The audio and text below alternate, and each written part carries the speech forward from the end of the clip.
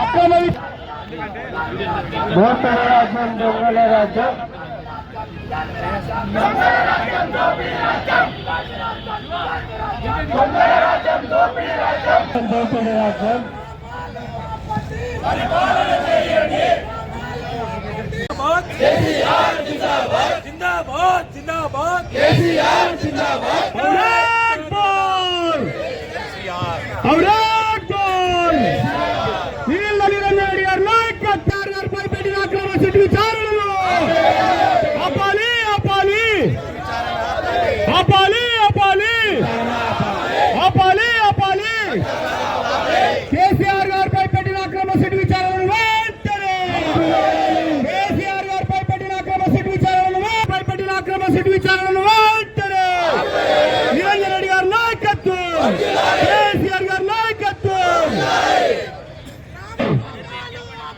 పరిపాలన చేయండి, పరిపాలన చేయండి. కేసీఆర్ పక్క, కేసీఆర్ పక్క, కేసీఆర్ పక్క, కేసీఆర్ పక్క.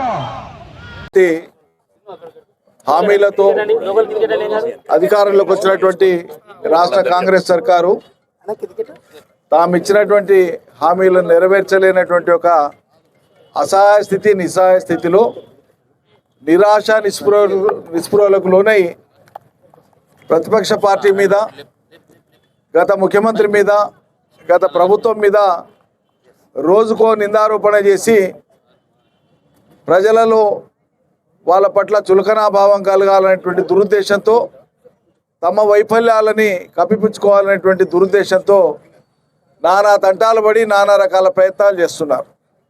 అందులో భాగమే సిట్టు పేరు మీద, విచారణ పేరు మీద ఒక అక్రమ విచారణకు పూనుకొని 2 ఏళ్ల నుంచి ఒక కేసు ట్రయల్ను పబ్లిక్ ట్రయల్ లాగా చూపిస్తున్నారు. ఇదొక ఫార్స్, ఇదొక ప్రహసనం. ఎందుకంటే ఈ తాడు బొంగురం లేనటువంటిది ఈ సిట్టు కేసు. నేను సిట్టు క్రైమ్ రిజిస్టర్ అయిన తర్వాత మొదటి సమావేశంలోనే చెప్పిన, రాష్ట్రంలో మీడియా సమావేశంలో, దీనికి ఏ ప్రాతిపదిక లేదు, లీగల్ సెన్స్ లేనటువంటి ఒక సెన్స్లెస్ కేసు ఇదని చెప్పిన ఆనాడే. కారణం ఏంటంటే వాళ్ళు ఆరోపించేటువంటి విధంగా ఒకవేళ ట్యాపింగ్ అంటూ ఉంటే అది ప్రభుత్వమో, క్యాబినెట్టో, మంత్రో, ముఖ్యమంత్రో ఆదేశాలు ఇచ్చి చేసేది కాదు, వాళ్ళ అధికార పరిధిలో వాళ్ళు చేసేది కాదు. ఇది భారతదేశంలో కేంద్ర రాష్ట్ర ప్రభుత్వాలు ఇండియన్ టెలిగ్రాఫ్ యాక్ట్ ప్రకారంగా ఎప్పుడైనా సందర్భం వస్తే అవసరమైనప్పుడు సంబంధిత మిషనరీ, ప్రభుత్వం యొక్క యంత్రాంగము, సదరు హోమ్ సెక్రటరీ కానీ, హెడ్ ఆఫ్ ది డిపార్ట్మెంట్ కానీ, సంబంధిత శాఖ కార్యదర్శులు కానీ, అధికారులు కానీ కోరినప్పుడు ఒక కమిటీ ఉంటుంది. ఆ కమిటీ వాళ్ళకు ఆదేశాలు ఇస్తుంది.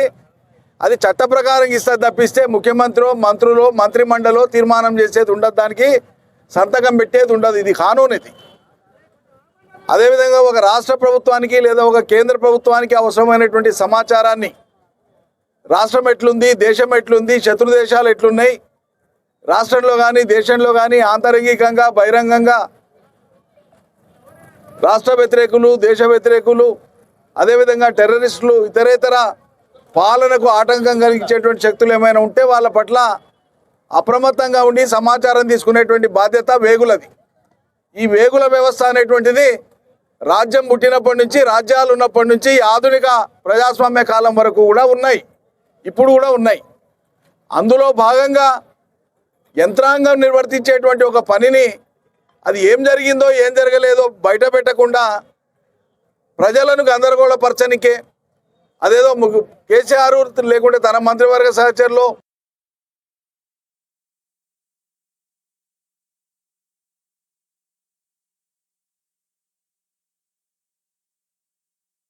రెండేళ్ల నుంచి దుష్ప్రచారానికి పూనుకున్నారు. కానీ చట్టం ఏం చెప్తుంది, రాజ్యాంగం ఏం చెప్తుంది? రాజ్యాంగ హోదాలో బాధ్యత తీసుకున్నటువంటి ముఖ్యమంత్రి కానీ మంత్రి మండలి కానీ వాళ్ళు ప్రమాణం చేసేటప్పుడే పదవీ బాధ్యతతో పాటు ఏ విషయాలు వెల్లడించాలి, ఏ విషయాలు వెల్లడించకూడదు అనేటువంటి ఒక ఆఫీస్ ఆఫ్ సీక్రసీ అనేటువంటిది ఉంటుంది, ఓత్ సీక్రసీ ఉంటుంది. అది పదవి ముగిసినా వారి జీవితకాలది ప్రచారానికి పూనుకుంటున్నారు. ఇంకొక ముఖ్యమైనటువంటి విషయం, దీన్ని రెండేళ్లుగా కొనసాగిస్తున్నటువంటి సందర్భం ఏంది? ఎప్పుడు ఎన్నికలు వస్తే అప్పుడు తెర మీద తీసుకురావడం, ఎప్పుడు వాళ్ళ అక్రమాలు బయటపడితే అప్పుడు దీన్ని తెర మీద తీసుకురావడం, ప్రజల దృష్టిని మరల్చడం.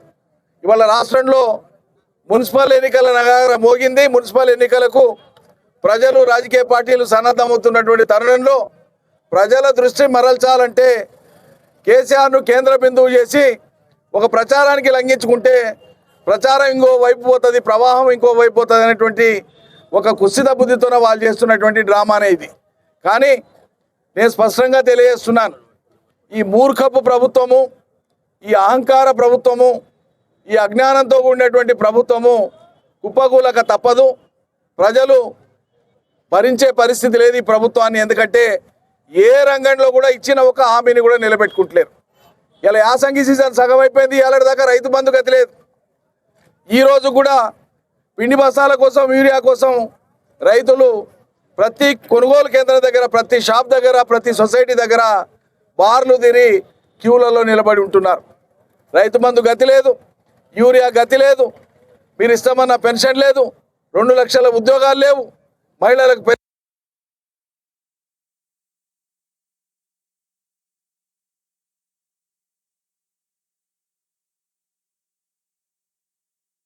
పచ్చగా చేసి పరిశుభ్రంగా ఉంచితే ఆయన గ్రామ పంచాయతీలకు కేసీఆర్ ఇప్పించినటువంటి ఒక్కొక్క గ్రామ పంచాయతీకి 10 లక్షలు పెట్టి గ్రామ పంచాయతీని బలోపేతం చేసి ట్రాక్టర్లు ఇప్పిస్తే, ట్యాంకర్ ఇప్పిస్తే, చెత్త వేసేటువంటి సెగ్రిగేషన్ షెడ్లు కట్టిస్తే ఇలా 10 లక్షల ట్రాక్టర్కు 1000 రూపాయల డీజిల్ పోయించడానికే గతి లేనటువంటి దీనస్థితిలో రేవంత్ రెడ్డి సర్కారు. పైపెచ్చి అన మున్సిపాలిటీలకు సంబంధించి అలా రాష్ట్ర ప్రజలందరూ కూడా, అన్ని మున్సిపాలిటీల ప్రజలు కూడా ఆలోచించుకోవాలి ఒక విషయం. మిగతా ప్రభుత్వ చేతగాంతరం అవన్నీ ఒక ఎత్తు అయితే తీసుమార్గాన్ని వచ్చి అలా 10 ఏళ్ల కింద ఏర్పడినటువంటి జిల్లాలు, సౌలభ్యం కోసం ప్రజలకు ఏర్పడినటువంటి జిల్లాలు, పరిపాలన చక్కగా అందించేటువంటి పరిపాలనా కేంద్రాలు ఇవి ప్రజలకు అలవాటు పడ్డాయి. అటువంటి జిల్లాల్లో ఒకటి మన వనపర్తి. మొత్తం 33 జిల్లాలు ఏర్పడింది కేసీఆర్ నాయకత్వాన. మరి వాళ్ళు ఏమంటాడు రేవంత్ రెడ్డి? కాంగ్రెస్ ప్రభుత్వం ఏం చెప్తుంది? ఈ జిల్లాల కూర్పు సరిగా లేదు, వనపర్తి ఒక జిల్లానా అంత చిన్నది అని రేవంత్ రెడ్డి మాట్లాడిండు. ఈ ప్రాంతంలో ఉండేటువంటి 2 క్యాబినెట్ మంత్రులు, ఒక క్యాబినెట్ ర్యాంకులో ఉండేటువంటి వైస్ చైర్మన్ ప్లానింగ్ బోర్డు 3 బాధ్యత వహించాలి. మిగతా వాళ్ళ గురించి నేను మాట్లాడాను, వాళ్ళకి అవగాహన లేదు, ఆ స్థాయి లేదు. వనపర్తిని జిల్లా చేసినటువంటి కేసీఆర్ జిల్లాను, వనపర్తిని కాంగ్రెస్కు ఓటేస్తే జిల్లాను తీసేస్తా అంటుండు రేవంత్ రెడ్డి. జిల్లా వద్దనుకునేటువంటి వాళ్ళు మున్సిపాలిటీలో కాంగ్రెస్కు ఓటేయాలి, జిల్లా కొనసాగాలనేటువంటి వాళ్ళు కాంగ్రెస్ను ఓడించాలి. ఇది మనం గుర్తుపెట్టుకోవాలి, ఇది మనం ఖచ్చితంగా గుర్తుపెట్టుకోవాలి. అదేవిధంగా దిగజార్చడం కోసము